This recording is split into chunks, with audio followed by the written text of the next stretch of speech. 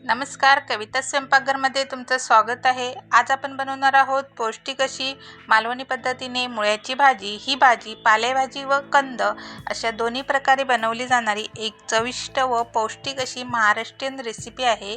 ही भाजी चपाती किंवा भाकरीसोबत अतिशय चविष्ट लागते आणि हिवाळ्यात आरोग्यासाठी ही भाजी उत्तम अशी मानली जाते।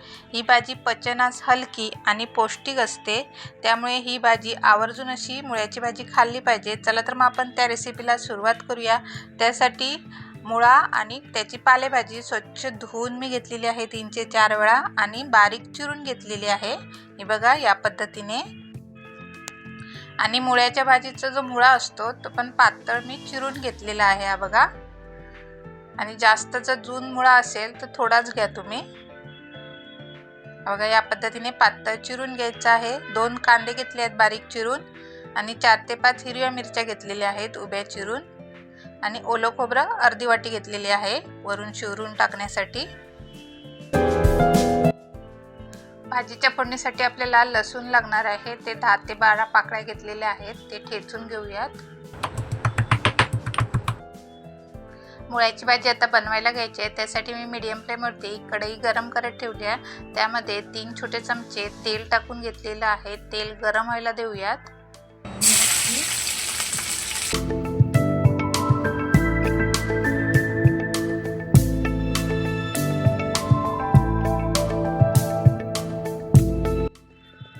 हा बघा कांदा तेलामध्ये नरम झालेला आहे। आता आपण जी भाजी चिरून घेतली आहे ती टाकूयात।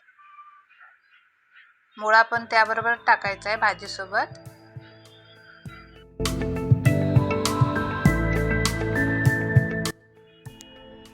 चवीपुरतं 1 चमचा मीठ टाकायचं आहे आणि भाजीमध्ये व्यवस्थित मिक्स करून घ्यायचं आहे।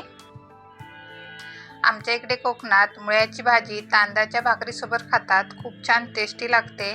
आणि ह्या भाजीमध्ये एक तेल टाकतात, ते तेल टाकल्याने या भाजीची चव अजून वाढते।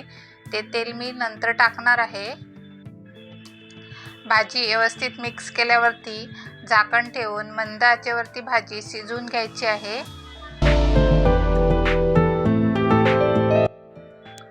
3 ते 4 मिनिटं झालेली आहे। झाकण काढून आपण भाजी चमच्याने परतून घेऊयात। थोडंसं पाणी अजून वाटते भाजीमध्ये, मग थोडं अजून 2 ते 3 मिनिटं भाजी शिजवून घेऊयात।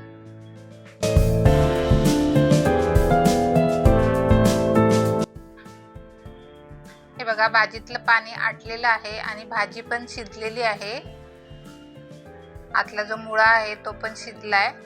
आता यामध्ये खोबरेल तेल टाकायचं आहे, साधारण 1 छोटा चमचा खोबरेल तेल टाकायचं आहे आणि व्यवस्थित असं भाजीमध्ये मिक्स करून घेऊयात। खोबरेल तेल टाकल्याने या भाजीची चव अजून वाढते।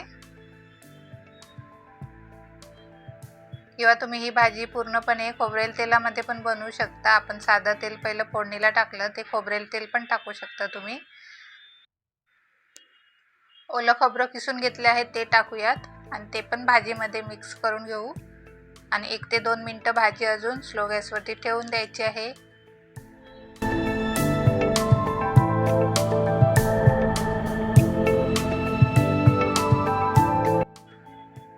हे बघा ओलं खोबरं शिवरून मालवणी पद्धतीने मुळ्याची भाजी बनवून तयार आहे मस्त। आणि मुळ्याच्या भाजीसोबत खाण्यासाठी मी ज्वारीची भाकरी बनवली आहेत।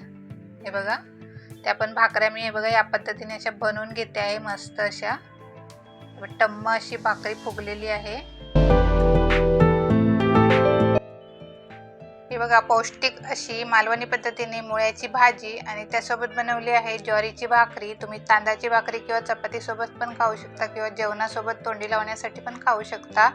पौष्टिक अशी ही भाजी असते। मस्त अशी नरम भाकरी तयार झालेली आहे बघा। तुम्ही पण ही भाजी नक्की बनवून बघा आणि कमेंट करून नक्की सांगा। आणि कविता स्वयंपाकघरला नवीन असाल तर लाईक करा, शेअर करा आणि सबस्क्राईब करायला विसरू नका। व्हिडिओ पाहिल्याबद्दल धन्यवाद। Bye bye.